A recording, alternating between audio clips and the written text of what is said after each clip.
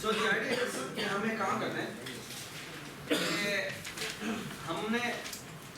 हम कहते हैं कि हमें कोई भी वैल्यू सेव करनी, वैल्यू जब हमने कोई भी वैल्यू जब कंप्यूट करनी है तो कंप्यूट करने से पहले हम देखते हैं कि भाई क्या हमने पहले कंप्यूट तो नहीं किया और फिर हम वो कंप्यूट करेंगे क्या अगर मैंने कंप्यूट नहीं किया। ठीक है, अच्छा पहला सवाल तो मेरा ये है कि इसका मतलब अगर मैंने फिबोनाची n कंप्यूट करना है, फिबोनाची अगर n कंप्यूट करना है, फिबोनाची 100 कंप्यूट करना है तो मुझे कितनी आंसर सेव करने की जरूरत है? n-1 या n-1 या n एक ही बात है। मुझे n से आंसर सेव करने की जरूरत है। Do you all agree? Yes. Yeah. So here is what one change I do, and the change is the following. कि मैं कहता हूँ ये तो मेन है, ठीक है, इस मेन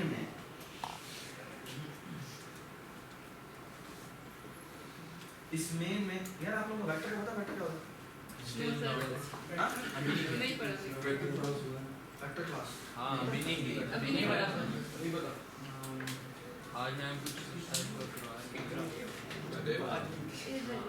कब? आप लोगों को ग्लोबल अरे का पता है? यस डायनामिकल ग्लोबल अरे का पता है? यस ग्लोबल अरे क्या होती है? आपने मैं बात कर रहा हूँ ये C++ है ना? या सुनो यूजुअली तो हम अरे बनाते हैं, इंटीजर अरे बनाते हैं, व्हाटएवर जो भी बनाते हैं उसमें ना हमें रीग्रो करना हो तो दोबारा से खुद पॉइंटर के थ्रू एलोकेट करके डायनामिकली एलोकेट करनी पड़ती है एंड सो ऑन। एक डेटा स्ट्रक्चर है जिसका नाम है वेक्टर, ठीक है, वो ना आपको अवेलेबल है, आप बस वेक्टर इंक्लूड करें यूजिंग नेमस्पेस एसटी लिखें और वो आपको अवेलेबल है। ठीक, और इसकी सबसे मजेदार बात है कि ये आप इसका वेक्टर का मतलब क्या है कि एक ऐसी अरे आपने बना दी है जिसमें आप अगर नई वैल्यू इंसर्ट करना चाहते हैं डॉट पुश बैक कॉल करें वो उतने की बन जाती है, उसमें नई वैल्यू ऐड होती है, वो खुद ही रीग्रो होती है। ठीक है, ये बात सुना, और वो अरे की तरह आप चाहें तो उसे एक्सेस भी कर सकते हैं। ठीक है, सो वेरी सिंपल। उसको बनाने का तरीका क्या है? तो बनाने का तरीका सिंपल है, आप यहाँ लिखते हैं वेक्टर, यहाँ पे बताते हैं कि क्या टाइप है, ठीक है, टेम्पलेट टाइप आपको नाम पता है, यहाँ पे आप बताते हैं जी इसका वेक्टर का नाम भी है, ठीक है, ऑलराइट। और फॉर एग्जांपल जी यहाँ अगर आप चाहें तो ये एक ऑप्शन है कि अगर आप कुछ नहीं बताएंगे तो वो इंटरनली खुद ही कुछ साइज की अरे बना देगा, 1 की या 2 की या 3 की जो देंगे इसका दिल करेगा। तो अभी बताया करता है अगर आप उसको कहते हैं ना एक नई वैल्यू इसके अंदर ऐड कर दो, इसका एक फंक्शन होता है डॉट पुश बैक, वो उसमें वैल्यू इंसर्ट करके उसको बड़ा कर देता है, ठीक है, ऑलराइट। अच्छा ये सबको बात समझ आ गई? लास्ट में सेट करता है। हाँ लास्ट में ठीक, तो डोंट और आप चाहें तो उसके वैल्यू लास्ट डिलीट भी करवा सकते हैं, उसका पॉप बैक फंक्शन होता है वो उससे पॉप देगा, ठीक। एक्चुअली जो स्टैक आपने इम्प्लीमेंट किया ना, वो स्टैक उसके थ्रू बड़े खूबसूरती से इम्प्लीमेंट किया है। तो स्टैक तो आपका वो फुल होने का खतरा होता है ना।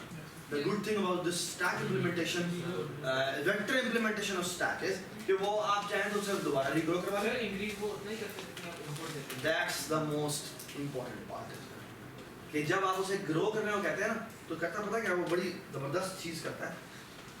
ये अगर आप एल्गो पढ़ेंगे, आई मीन अगर आपको वेक्टर पढ़ाएं तो हो सकता है हमें एक दफ़ा इसको लेके आए, वो ये कि जो आप इन्वर्टर एनालिसिस कराएंगे। अच्छा उसमें ना एक छोटी सी बात है, बोले अरे वो एक्चुअली इंटरनली बड़े मज़ेदार काम करता है, ठीक है, ये मैं इस कोर्स से रख के बात कर रहा हूँ।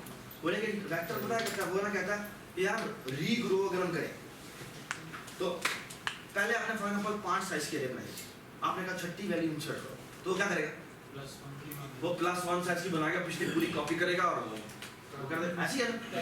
फिर आपने एक और वैल्यू इंसर्ट करने को क्या करेगा शिफ्टिंग करेगा, वो सारी पुरानी कॉपी करेगा, ठीक है।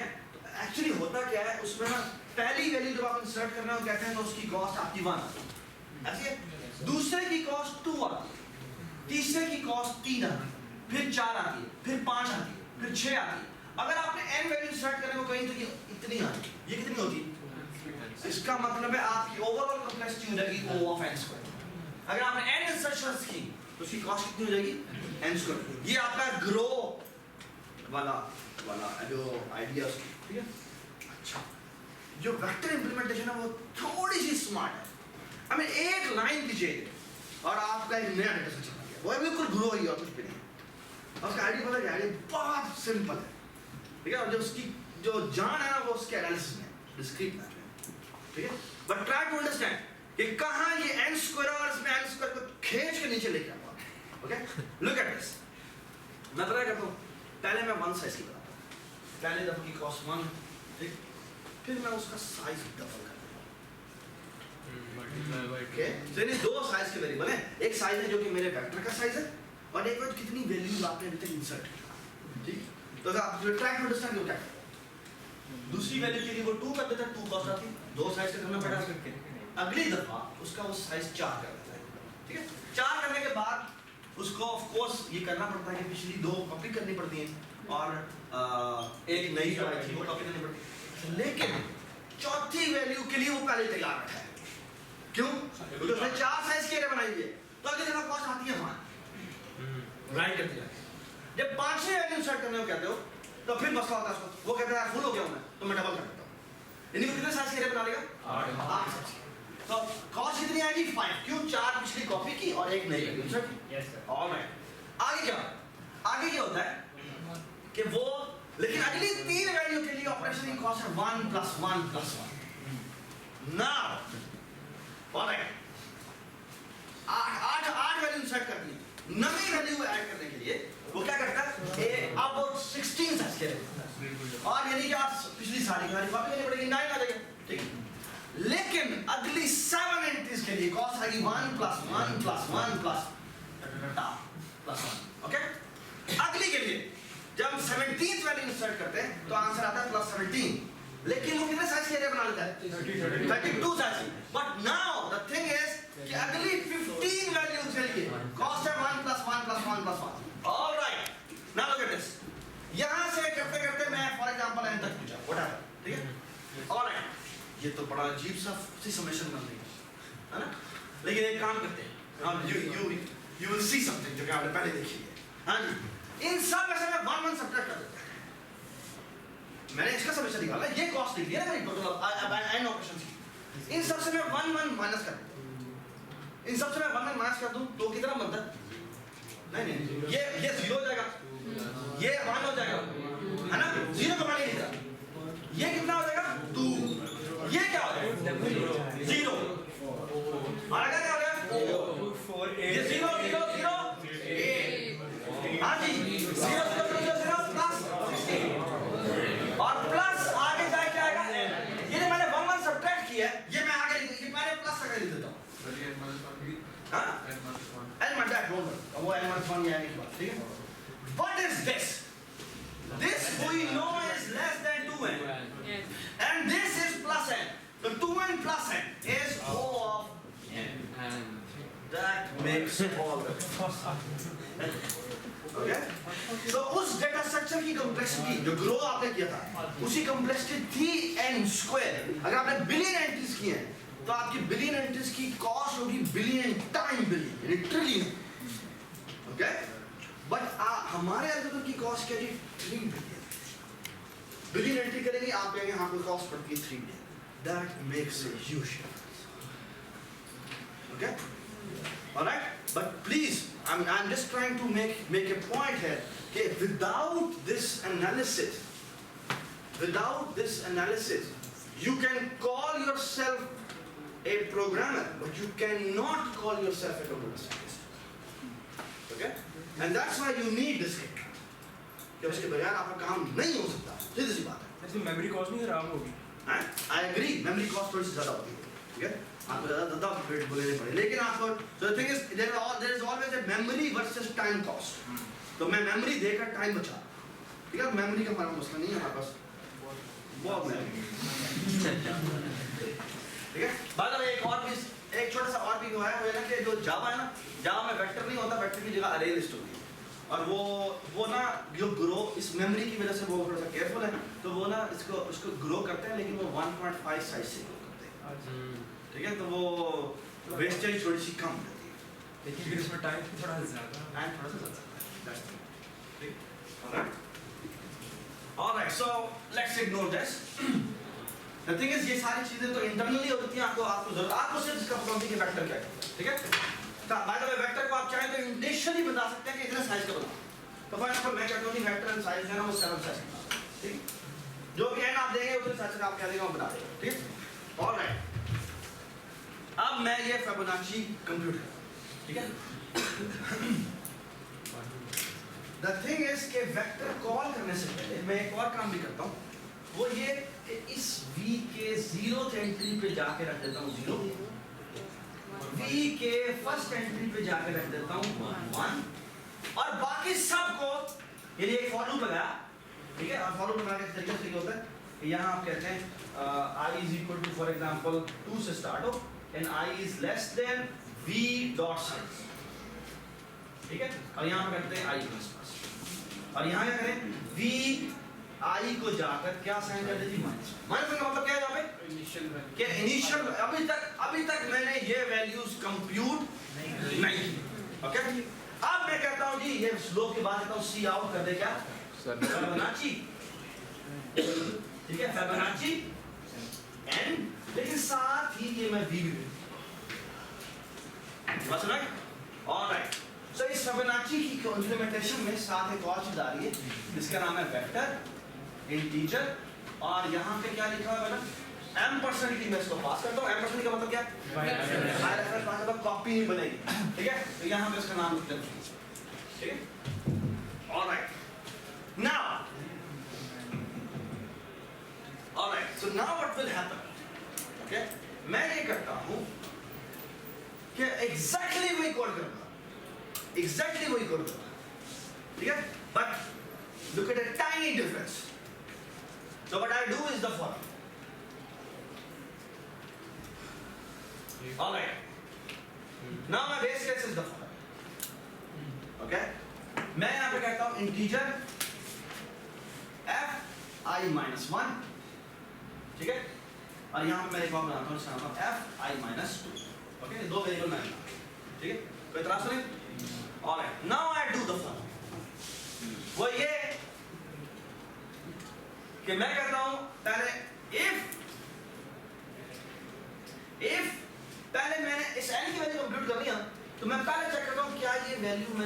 कंप्यूट तो नहीं की हुई, ठीक है?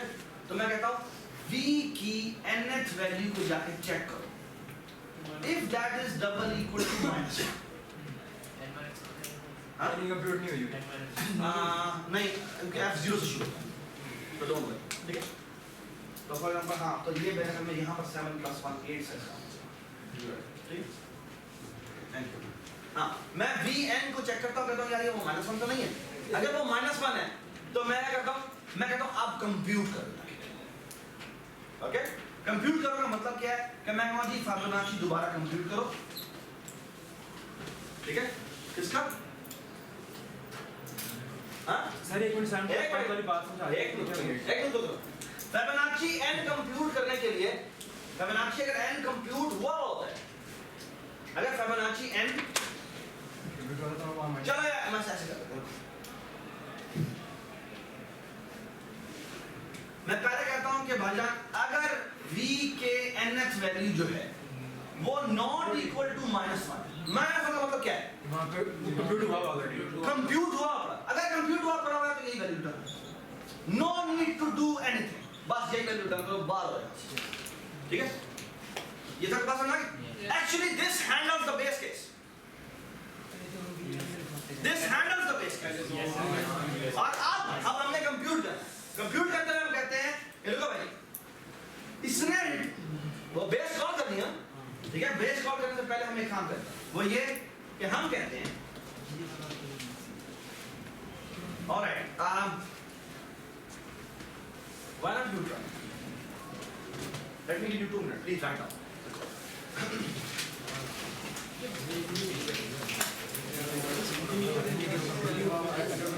Please write down the code, write down the code.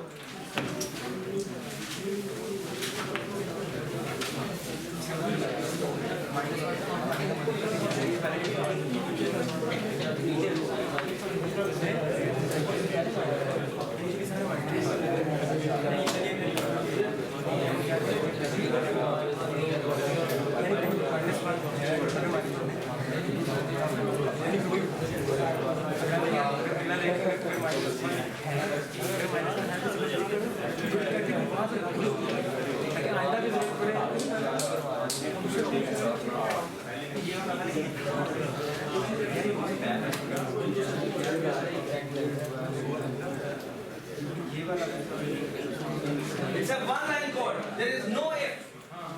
There is no if involved. It's a one-line code.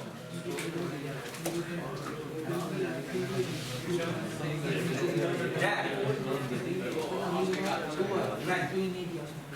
नहीं, आप तुम हैबिचुअल हो। सर प्लीज सर हैबिचुअल नहीं हो गया, जब काम करो, मैं लिखने शुरू करता हूँ। अटेंडेंस हाँ? टाइम रहा है। या please All right. Look at this. Look at this. I say the following. I say compute Fibonacci n-1 plus Fibonacci n-2. ठीक है? क्योंकि Fibonacci n compute नहीं हुआ तो मैं साथ एक बार काम करता हूँ, ये मैं सेव कर देता हूँ किसमें, v of n, ठीक है?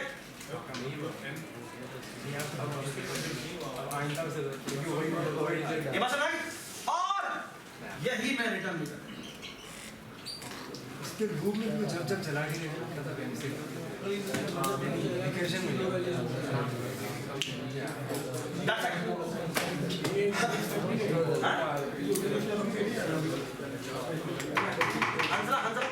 अगला सवाल जी सर, ठीक बात है, तुम कह रहे यही होगा, देखो ये देख लेते, ठीक है, चला के देख लेते। Alright, look at this. Now what happens? आपने कहा Fibonacci 7 कंप्यूट करो, इसने कहा नहीं जी अब तो मैंने कंप्यूट नहीं किया, Fibonacci 6 कंप्यूट करो, Fibonacci 5 कंप्यूट करो, Fibonacci 4 कंप्यूट करो, Fibonacci 3 कंप्यूट करो। Fibonacci 2 कंप्यूट करो, Fibonacci 1 कंप्यूट करो। Fibonacci 1 तो मैंने पहले कंप्यूट किया हुआ है। ये यहाँ से कॉल वापस आ, हाँ? इसे क्या Fibonacci 0 कंप्यूट करो, कंप्यूट हुआ, क्या आंसर आ गया? 0 आंसर आ गया।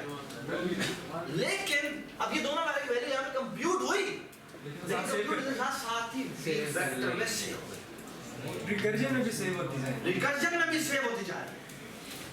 ऑलराइट, इसका मतलब है Fibonacci 2 भाजन हमारे पास सेव आ गया। ऑलराइट, अब क्या होता है?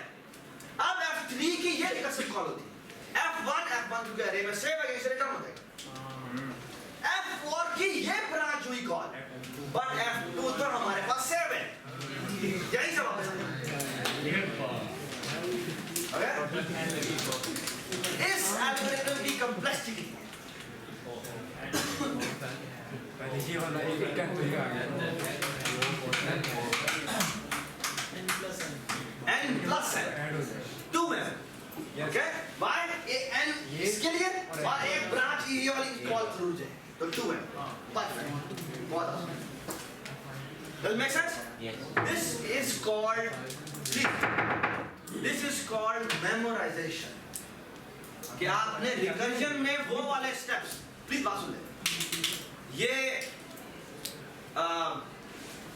रिकर्जन में वो वाले काम जो कि आप बार बार कर रहे हैं वो आप पे करें पे सेव कर लें और वो दोबारा ना करें सिंपल सी बात एम इसका नाम रखा हुआ है जी इसका नाम रखा हुआ है एक पता नहीं किसने रखा था इसे कहते हैं डायनामिक प्रोग्राम लेकिन हमें मुश्किल नाम है dynamic program actually memory saving का नाम होना चाहिए ठीक है हमें तो मेरी सारी और मेमोरी कहते हैं इसका तो नाम ही गलत है इसका तो नाम होना नहीं इसका नाम चाहिए मेमोरी सेव क्या I mean saving and reusing ये होना चाहिए ये बात सुना ठीक है cool should I end this all right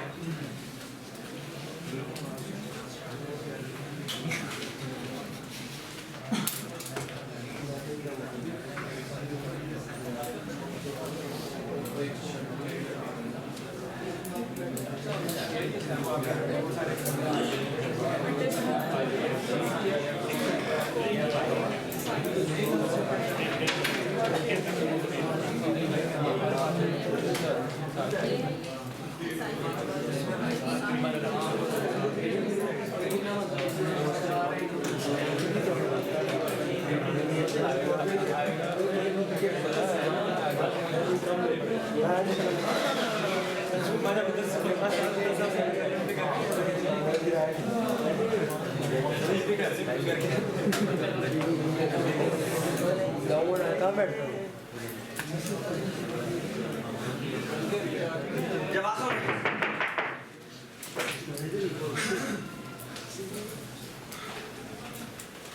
okay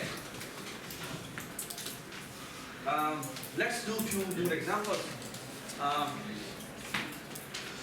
आपको याद है मैं GCD कंप्यूट किया था GCD कैसे कंप्यूट करता था GCD कंप्यूटर से कहता था कि मैंने एक नंबर मिला हुआ बचपन में आपने किया था एक नंबर मिला हुआ है n1 और ये नंबर मिला हुआ है n2 ठीक है तो आप n1 को n2 से डिवाइड कर दें ये क्वेश्चन तो यार और ये कोई इस q मल्टीप्लाई बाय n2 किया और ये रिमाइंडर आता है ठीक है फिर हम क्या करते हैं ये रिमाइंडर आपका डिवाइजर बन जाता है और ये n2 जो है ये आपका डिविडेंड बस है फॉर एग्जांपल जी अगर मैं आपको कहूं कि 24 और फॉर एग्जांपल 36 जो है इसका आपने स्पीड निकालना है वैसे निकालते हैं जी 36 का फॉर्म 24 तक नहीं पढ़ा जा सकता 0 हो जाएगा तो ये आ जाएगा 36 ये आएगा 24 और ये आ जाएगा 36 तो 24 1 का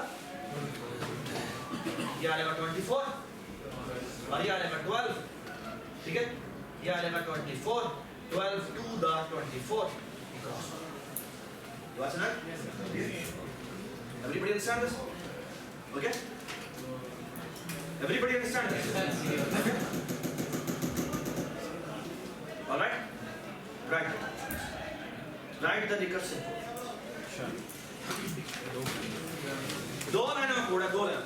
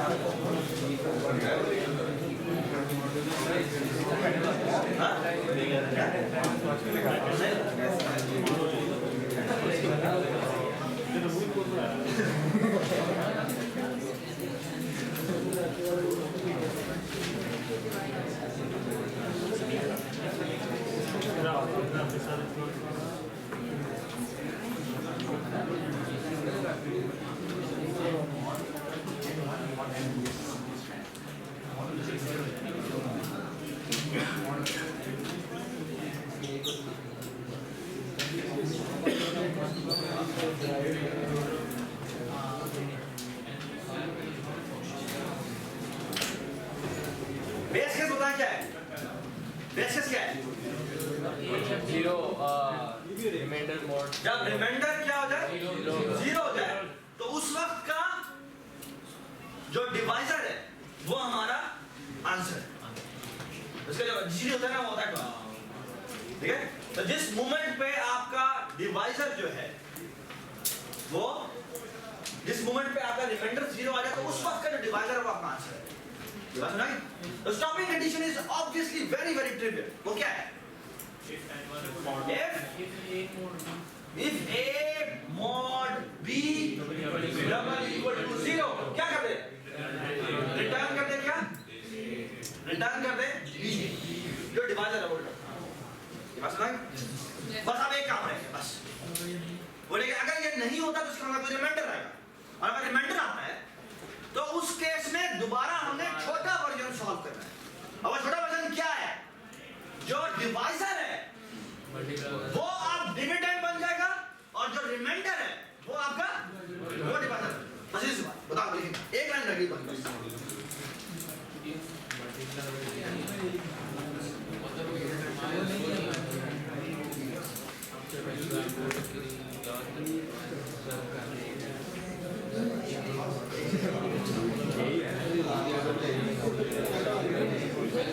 यस सर पैरामीटर का जे भी एंटर फिर है पेज में पैरामीटर फिर है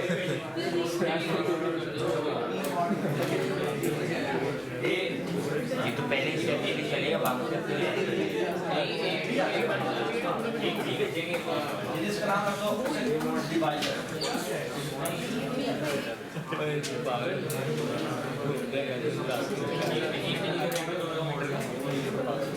कैसे ऑर्डर करेंगे?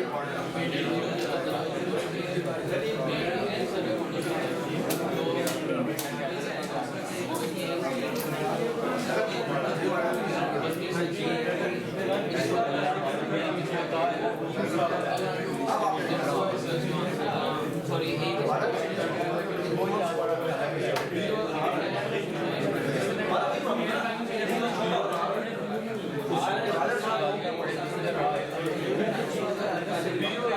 ये क्या है?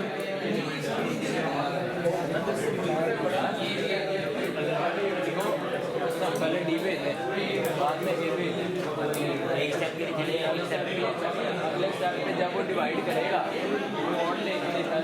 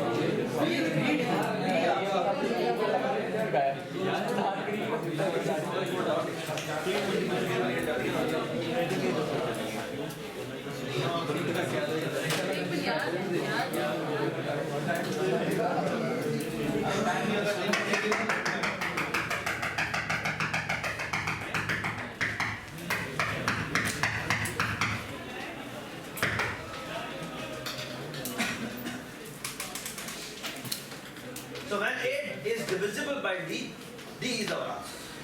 Okay? Now there is only one case left. बोलेगा of course इसका मतलब रिमाइंडर बच रहा है.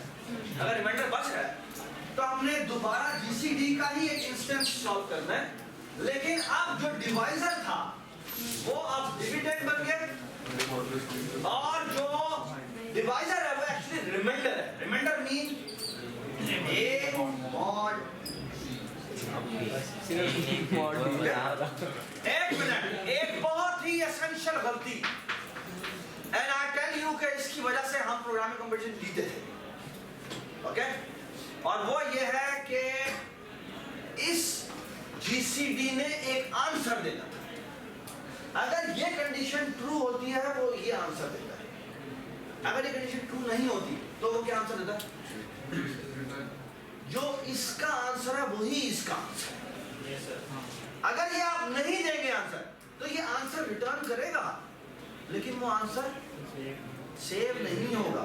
यहां पर वेस्ट हो जाएगा. यहां पर वेस्ट हो जाएगा जिसकी वजह से ये रिटर्न क्या करेगा? गार्बेज. गार्बेज. ओके? और लास्ट में कंपटीशन था उसमें हमने एक रिकर्सिव प्रॉब्लम था उसका हमने सोल्यूशन हमने तो बना दिया. ठीक है? जो सेकंड आए थे सो दे वर लाइक 5 प्रॉब्लम्स. हमने तो 5 कर लिए और जो सेकंड वाले थे दे डिड दिस उन्होंने 4 प्रॉब्लम से पहले करे. ठीक है? लेकिन 5th प्रॉब्लम में वो फंसे. ठीक है? और हमने वो 5th प्रॉब्लम जब कर लिया उन्होंने हमें सोल्यूशन बताया एग्जैक्टली वही था. And the only thing which was different was that they forgot to write the same.